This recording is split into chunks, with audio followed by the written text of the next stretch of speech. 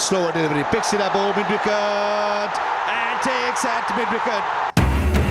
এক পেশে ফাইনালে শিরোপা রাজশাহীর চট্টগ্রামকে 63 রানে হারিয়ে বিপিএল চ্যাম্পিয়ন ওয়ারিয়র শতক হাঁকিয়ে ম্যাচ সেরা তানজিদ তামিম দলগত প্রচেষ্টার ফসল এই চ্যাম্পিয়নশিপ বললেন শান্ত। জিমি নিশাম, কেন উইলিয়ামসনের কাছে বিশেষ কৃতজ্ঞতা হেড কোচের।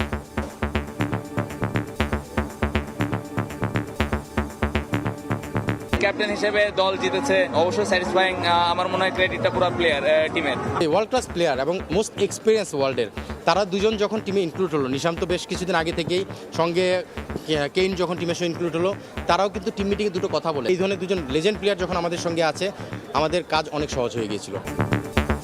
ভক্তদের বাঁধ ভাঙ্গা উচ্ছ্বাস, সামনের আসরেও শিরোপা ধরে রাখার প্রত্যাশা। বাংলাদেশ ক্রিকেট দিনে দিনে আগায় যাবে। ভাই দ্বিতীয়বারের মতো কাপ পাইছে, খুব খুশি। তানজিদ তামিম ভাই মানে আশায় প্রকাশ করার মতো না। তানজিদ তামিম একলাই খেলার এখন চার ঘন্টার বোলিং তো বলা নাই।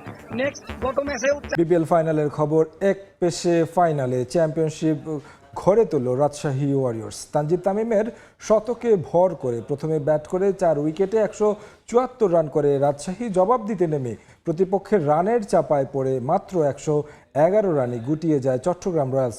ম্যাচ সেরা হয়েছেন তানজিদ তামিম আর সিরিজ সেরা শরীফুল ইসলাম। চ্যাম্পিয়ন রাজশাহী ওয়ারিয়র্স, স্থানীয় ক্রিকেটার আর কোচিং স্টাফ নিয়েই বাজিমাত নবাগত দলটার। ডিপিএল এর পর এবার বিপিএলেও চমক দেখিয়েছেন হান্নান সরকার। রাজশাহীকে দ্বিতীয়বারের মতো শিরোপা এনে দিয়েছেন এই দেশীয় কোচ, যার কৃতিত্ব দলকেই দিয়েছেন তিনি। এছাড়া অধিনায়ক শান্তর সঙ্গে আলোচনা করেই সিদ্ধান্তগুলো সহজ হয় বলে জানান তিনি। এদিকে 2 বিদেশি জিমি নিশাম ও কেন উইলিয়ামসন কাজগুলো আরও সহজ করেছে বলে মন্তব্য করেছেন হান্নান।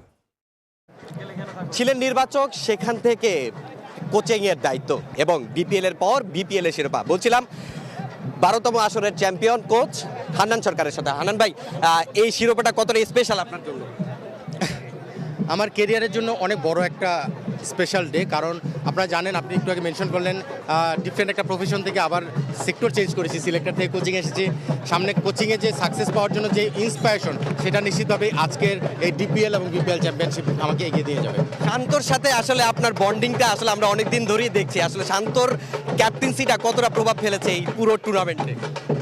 প্রমাণ দেখেছেন আজকে, ফাইনাল থেকে শুরু করে একদম প্রথম ম্যাচ, ইভেন অকশন টেবিল, তার আগে অকশনের আগে ডিরেক্ট সাইনিং শান্ত হওয়ার পরে আমাদের যে ওয়ার্কআউট, প্লেয়ার সিলেকশন থেকে শুরু করে বেস্ট 11 সাজানো থেকে শুরু করে প্লেয়ারদের মানে জেলিং তৈরি করা, রিপন মন্ডলের মতো প্লেয়ারকে টিমের বাইরে রাখা, এই প্রতিটা বিষয় ক্যাপ্টেন এবং কোচ আমরা একসঙ্গে মিলে ডিসিশন নিয়েছি। সো আমার মনে হয় যে শান্তর সঙ্গে আমার ক্যাপ্টেন্সির এবং কোচিংয়ের যে আন্ডারস্ট্যান্ডিংটা, সেটা ডিপিএল নিশ্চিতভাবেই বিপিএলও সেটা প্রমাণ করলো। আর জিমি নিশাম এবং কেন উইলিয়ামসন দুইজন অভিজ্ঞ ক্রিকেটার আপনাদের দলে ছিল। তাদের যেই আশাটা এবং তাদের দলের প্রতি যে ভূমিকাটা আসলে সর্বোপরি কেমন দেখছেন? না, নিশ্চিতভাবে ওয়ার্ল্ড ক্লাস প্লেয়ার এবং মোস্ট এক্সপিরিয়েন্স ওয়ার্ল্ডের তারা দুজন যখন টিমে ইনক্লুড হলো, নিশাম তো বেশ কিছুদিন আগে থেকেই, সঙ্গে কেইন যখন টিমের সঙ্গে ইনক্লুড হলো, তারাও কিন্তু টিম মিটিংয়ে দুটো কথা বলে, তারা দুটো ইন্সপিরেশন স্পিচ দেয় এবং তারা বলে যে আজকে কী করা উচিত বা কী করলে ভালো হয়। নিশ্চিতভাবে মুশফিকের মতো প্লেয়ার যখন আছে, তার এক্সপিরিয়েন্স আমরা পাচ্ছি, সঙ্গে এই ধরনের দুজন লেজেন্ড প্লেয়ার যখন আমাদের সঙ্গে আছে, আমাদের কাজ অনেক সহজ হয়ে গিয়েছিল। সর্বোপরি রাজশাহীবাসীর উদ্দেশ্যে কিছু বলবেন কিনা? রাজশাহীবাসীর উদ্দেশ্যে আমার মনে হয় যে রাজশাহীবাসী 2020-এ আমি টিম ম্যানেজার ছিলাম, রাজশাহী রয়্যালস যখন চ্যাম্পিয়ন হয়েছিল, আবার তাদের সঙ্গে কাজ করার সুযোগ পেয়েছি। 4 বছর স্পেশাল থ্যাঙ্ক দিচ্ছি এবং জানাতে চাই আমরা খুব শীঘ্রই আসছি আপনাদের সঙ্গে দেখা করতে। ধন্যবাদ হান্নান ভাই। ফাইনালের একাদশীর সুযোগ না পেলেও এবারের বিপিএল এর চ্যাম্পিয়ন হওয়ায় কোনো আক্ষেপ নেই রাজশাহী পেস সেন্সেশন রিপন মণ্ডলের। দলের কম্বিনেশনের জন্য যে কোনো সিদ্ধান্তকে শ্রদ্ধা করেন তিনি। পরবর্তী বিপিএলেও রাজশাহীর হয়ে খেলতে চান এই পেসার। বিপিএলের পুরো আসরই ছিলেন দুর্দান্ত, তবে ফাইনালটা খেলা হয়নি। রিপন মণ্ডল ইমার্জিং এশিয়া কাপের পরেই নিজেকে মেলে ধরছেন বিভিন্ন জায়গায় এবং দুর্দান্তভাবে। সেই রিপন মণ্ডলের সঙ্গে কথা বলবো আমরা। রিপন ভাই, ফাইনাল ম্যাচটা খেলা হয়নি, কিন্তু দল শেষ পর্যন্ত জিতেছে, আসলে কতটা ভালো লাগা কাজ করছে? না, আলহামদুলিল্লাহ খুবই ভালো লাগতেছে। অ্যাজ এ টিম হিসেবে যেভাবে আমরা খেলছি, আসলে আমরা এটা ডিজার্ভ করি। সো আলহামদুলিল্লাহ ফাইনালে আমরা আমাদের মোমেন্টামটা কাজে লাগাতে পারছি, এই জন্য আমরা চ্যাম্পিয়ন হতে পারছি। সর্বোপরি আলহামদুলিল্লাহ। ফাইনালটা খেলতে পারিনি, আক্ষেপ কি একটু আছে কিনা? না ভাই, আক্ষেপের কিছু নাই। অ্যাজ এ প্লেয়ার হিসেবে যে কোনো সময় যে কোনো ডিসিশন মেনে নিতে হবে।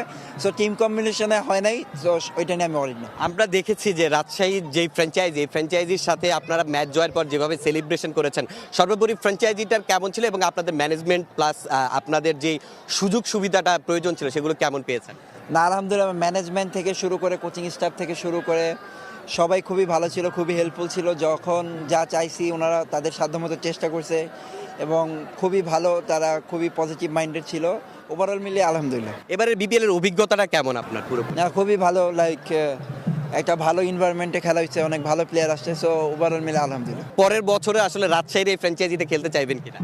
হ্যাঁ, খেলার ইচ্ছা তো অবশ্যই থাকবে, যদি তারা আমাকে নেয় ইনশাল্লাহ, সেটা ড্রাফটে দেখা যাবে। ধন্যবাদ। এর আগে হেলিকপ্টারে করে শেরে বাংলা ক্রিকেট স্টেডিয়ামে নিয়ে আসা হয় বিপিএল ট্রফি। আকবর আলী ও সালমা খাতুন ট্রফি নিয়ে নামেন হেলিকপ্টার থেকে। ফাইনাল খেলা দলের দুই অধিনায়ক উন্মোচন করেন $25,000 খরচ করে নিয়ে আসা নতুন ট্রফি। এরপর শুরু হয় নৃত্যানুষ্ঠান। নেচে গিয়ে মাঠ মাতিয়ে রাখেন অভিনেত্রী তানজিম তিশা। আগের আসরগুলোতে বিপিএল শুরুর আগে বরাবরই হয়েছিল দলের অধিনায়কদের নিয়ে ফটো সেশন, তবে এবার দেখা গেল ভিন্ন। গোটা আসর জুড়ে দেখা যায়নি ট্রফি। আগের ট্রফি বদলে নতুন করে ট্রফি বানিয়ে আনে বিসিবি, যে কারণে লম্বা অপেক্ষা ট্রফি দেখার। অবশেষে দেখা মিলল সেই কাঙ্ক্ষিত ট্রফির। উন্মোচনে বিসিবিও রাখল বিশেষ আনুষ্ঠানিকতা। শেরি বাংলা ক্রিকেট স্টেডিয়ামে ট্রফি আসে হেলিকপ্টারে। অনূর্ধ্ব-19 বিশ্বকাপ জয়ী অধিনায়ক আকবর আলী এবং নারী দলের সাবেক অধিনায়ক ও বর্তমান নির্বাচক সালমা খাতুন ট্রফি নিয়ে নামেন মাঠে। এরপর অপেক্ষা সেই ট্রফি দেখার। ফাইনাল খেলা দুই অধিনায়ক নাজমুল হোসেন শান্ত এবং শেখ মেহেদী আসেন ট্রফি উন্মোচনে। লাল কাপড় সরিয়ে প্রথমবার সবার সামনে আসে বিপিএল ট্রফি, যা নিয়ে আসা হয়েছে সংযুক্ত আরব আমিরাত থেকে। পেছনে খরচ $25,000। টুর্নামেন্ট শুরুর আগে কনসার্ট আয়োজনের কথা থাকলেও নিরাপত্তাজনিত কারণে ঢাকায় সেটা করতে পারেনি বিসিবি। ফাইনালের আগে তাই স্বল্প পরিসরে আয়োজন রাখল বোর্ড, যেখানে ছিল নৃত্যানুষ্ঠান। বাংলাদেশের জনপ্রিয় অভিনয় শিল্পী তানজিম তিশা মাঠ মাতান। শেরি বাংলায় তখন দর্শকপূর্ণ। ফাইনাল খেলা দুই দলের জার্সি গায়ে সহশিল্পীদের নিয়ে নাচে মাতিয়ে রাখেন তিনি। শারীরিক অসুস্থতা থাকলেও এমন আয়োজন মিস করতে চাননি এই শিল্পী, জানিয়েছেন নিজেই। বিপিএল এর ওপেনিং এ আমি যে অডিয়েন্স পাই সিলেটে, দ্যাট ওয়াজ অ্যামেজিং। তোগুলো মানুষের ভালোবাসা, এরকম চিৎকার, এরকম এক্সাইটমেন্ট তো আসলে মিথ্যা হতে পারে না। সো আমার কাছে খুব ভালো লাগে। ইভেন আজকেও আমি অনেক আমার হাতে ফ্র্যাকচার প্লাস অনেক জ্বর ছিল, বাট আমি চাইনি কোনোভাবে আমি আসলে বিপিএল এর শো মিস করি। টুর্নামেন্ট নিয়ে নানা সমালোচনা থাকলেও শেষ দিকে এসে কিছুটা চমক দিয়েছে বিসিবি। মাঠের ক্রিকেটেও এবার দেখা গেছে দারুণ প্রতিযোগিতা, যার শেষটা হয়েছে রাজশাহী ওয়ারিয়র্সের শিরোপা উৎসব দিয়ে। প্রথমবার এসেই বাজিমাত করল নাজমুল শান্তর দল। টি-20 বিশ্বকাপে অংশ নিতে আবারও আইসিসির কাছে ভেন্যু পরিবর্তনের জন্য চিঠি দিয়েছে বিসিবি। শুধু তাই নয়, ভারতে বাংলাদেশি ক্রিকেটার ও সমর্থক সহ সংশ্লিষ্টদের নিরাপত্তার ঝুঁকি পর্যালোচনা করতে আইসিসির কাছে স্বাধীন বিরোধ নিষ্পত্তি কমিটি গঠনের দাবিও জানিয়েছেন বোর্ড। এমন খবর প্রকাশ করেছে ভারতীয় গণমাধ্যম টাইমস অফ ইন্ডিয়া। বাংলাদেশের ভেন্যু পরিবর্তনের দাবির বিষয়টি আবারও বিবেচনা করে দেখবে আইসিসির স্বাধীন বিরোধ নিষ্পত্তি কমিটি। আশা বিসিবির আইসিসির কোনো বিষয় নিয়ে বিতর্ক উঠলে স্বাধীন আইনজীবীদের নিয়ে গঠিত এই কমিটি সেটার সমাধান করে থাকে। নিরাপত্তার ঝুঁকিতে ভারতে বিশ্বকাপ না খেলার সিদ্ধান্তে অনড় বাংলাদেশ। কয়েক দফা সভা ও মেইল চালাচালির পর গত বুধবার বাংলাদেশের ভেন্যু পরিবর্তনের অনুরোধ নাকচ করে দেয় আইসিসি। বিশ্বকাপ খেলতে হলে যেতে হবে ভারতেই, সাফ জানিয়ে দেয় বিশ্ব ক্রিকেটের নিয়ন্ত্রক সংস্থা। সিদ্ধান্ত নেয়ার জন্য বাংলাদেশকে বেঁধে দেওয়া হয় 24 ঘন্টা সময়।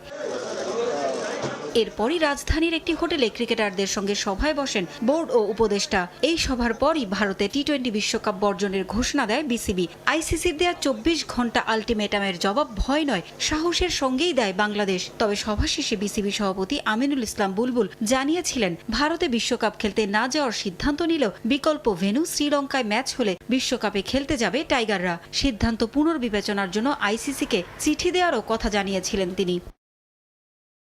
এবার ভারতের শীর্ষস্থানীয় গণমাধ্যম টাইমস অফ ইন্ডিয়া জানিয়েছে বিশ্বকাপের ভেন্যু পরিবর্তনের দাবি জানিয়ে আবারও আইসিসির কাছে চিঠি দিয়েছে বিসিবি। ভেন্যু পরিবর্তন করলে শ্রীলঙ্কায় বিশ্বকাপ খেলবে টাইগাররা, তা না হলে এবারের মতো বিশ্বকাপ শেষ হয়ে যাবে টাইগারদের। শুধু তাই নয়, আইসিসির কাছে স্বাধীন বিরোধ নিষ্পত্তি কমিটি গঠনেরও দাবি জানিয়েছে বিসিবি। তাতে আইসিসিকে অনুরোধ করা হয়েছে বাংলাদেশের ভেন্যু পরিবর্তনের দাবির বিষয়টি যেন আইসিসির স্বাধীন বিরোধ নিষ্পত্তি কমিটির কাছে পাঠানো হয়। আইসিসির কোনো বিষয় নিয়ে বিতর্ক উঠলে স্বাধীন আইনজীবীদের নিয়ে গঠিত এই কমিটি সেটির সুরাহা করে থাকে। এ চিঠির খবরে বিশ্বকাপে অংশ নেয়ার বিষয়ে নিভে যাওয়া আলো আবারও জ্বলে উঠেছে সমর্থকদের হৃদয়ে। টি-20 বিশ্বকাপে অংশ না নিলে আর্থিক ক্ষতির পাশাপাশি দীর্ঘমেয়াদী ক্ষতির মুখে পড়তে হবে বাংলাদেশকে। ওয়ার্ল্ড কাপে অংশ না নিলে আইসিসির রাজস্বের অংশ, ব্রডকাস্টিং, স্পন্সরশিপ, পার্টিসিপেশন ফি সহ আরও অনেক ক্ষেত্রে আর্থিকভাবে ক্ষতিগ্রস্ত হবে বিসিবি। এছাড়াও এবছর ভারতের বিপক্ষে ঘরের মাঠে সিরিজ খেলার কথা থাকলেও তা আয়োজনেরও শঙ্কা রয়েছে। আইসিসি চক্রে যে অর্থ পাওয়ার কথা বাংলাদেশের, তাও কমে যাওয়ার সম্ভাবনা রয়েছে। টি-20 বিশ্বকাপে বাংলাদেশের খেলা না খেলার জল গড়িয়েছে বহুদূর। দফায় দফায় মেইল চালাচালি করেও নিজেদের দাবি আদায়ে ব্যর্থ বিসিবি। আইসিসির সিদ্ধান্তে তারা অনড় থাকায় পরিবর্তন হলো না টাইগারদের বিশ্বকাপ ভেন্যু। আর ভারতের অহমের কাছে মাথা না নোয়ানোয় দর্শকরা সাধুবাদ জানালেও সবার মনে একটাই প্রশ্ন ঘুরপাক খাচ্ছে, বিশ্বকাপে না খেললে কি কি ক্ষতির সম্মুখীন হবে বাংলাদেশ? বিশ্বকাপে বাংলাদেশ অংশগ্রহণ না করলে বিশাল অঙ্কের আর্থিক ক্ষতির মুখে পড়বে টাইগাররা। পার্টিসিপেশন মানি, আইসিসির আয়ের লভ্যাংশ, টিকিট বিক্রি, সম্প্রচার সত্ত্ব, বিজ্ঞাপন, স্পন্সরশিপ সহ বিভিন্ন খাত থেকে আয় করে থাকে বিসিবি। তবে এবার বিশ্বকাপে অংশ না নিলে এইসব খাত থেকে আয় করা থেকে বঞ্চিত হবে বোর্ড। তবে টাকার অঙ্কটা কেমন হবে তাই এবার জেনে আসা যাক। আর্থিকভাবে চরম ক্ষতিগ্রস্ত হতে যাচ্ছে বিসিবি। প্রতি বছর বিসিবির আয়ের 55 থেকে 60% আসে আইসিসি থেকে। ওয়ার্ল্ড কাপে অংশ নিলে আইসিসির বার্ষিক রাজস্বের ভাগ মোট আয়ের 4.46% আয়ের সুযোগ থাকত বিসিবির। প্রায় $2.70 কোটি অর্থাৎ বাংলাদেশি মুদ্রায় প্রায় 330.21 কোটি টাকা আয়ের সুযোগ হারাবে বাংলাদেশ। এছাড়াও টুর্নামেন্টের পার্টিসিপেশন মানি অর্থাৎ $3 লাখ, বাংলাদেশি মুদ্রায় 30.66 কোটি টাকা পাবে না বাংলাদেশ। আর টুর্নামেন্টে অংশ নিয়ে বিভিন্ন ধাপ অতিক্রম করলে আরও বেশ কিছু জায়গায় আয়ের সুযোগ থাকতো টাইগারদের সামনে। আর সম্প্রচার সত্ত্ব ও স্পন্সরশিপ থেকে পাওয়া আয়ের ক্ষেত্রেও বাংলাদেশকে বড় ধরনের ক্ষতির মুখে পড়তে হবে। বিশ্বকাপে অংশগ্রহণ না করার যথাযথ কারণ আইসিসিকে দেখাতে না পারলেও $20 লাখ জরিমানা গুনতে হবে বিসিবিকে। শুধু আর্থিক ক্ষতিই হবে না, বাংলাদেশের ক্রিকেটেও লোকসানের পরিমাণও হবে অপূরণীয়। চলতি বছর সেপ্টেম্বরে ঘরের মাঠে ভারতের বিপক্ষে 3টি করে ওয়ানডে ও টি-20 ম্যাচ খেলার কথা ছিল টাইগারদের। সাম্প্রতিক বৈরিতার কারণে ভারত না এলে ব্রডকাস্ট ও স্পন্সরশিপ থেকে আয় করা হবে না বাংলাদেশের। আইসিসির বর্তমান রাজস্ব বন্টন নীতি অনুযায়ী 2024 থেকে 27 চক্রে প্রতি বছর 327 কোটি টাকা করে পাওয়ার কথা রয়েছে বিসিবির। 2028 সাল থেকে পরবর্তী 3 বছরের জন্য রাজস্ব বন্টন নীতিতে বাংলাদেশের জন্য বরাদ্দ কমিয়ে দিতে পারে আইসিসি।